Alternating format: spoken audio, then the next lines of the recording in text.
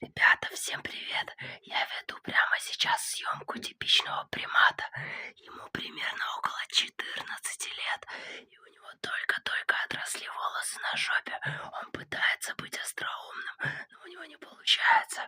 Указательным пальцем и большим вместе взятыми он выдергивает волоски из своей задницы и собирает тот самый поребух. Вы представляете? А потом он поделится им со всей семьей. Господи, я такое явление впервые наблюдаю. Ведите себя потише, но не забывайте,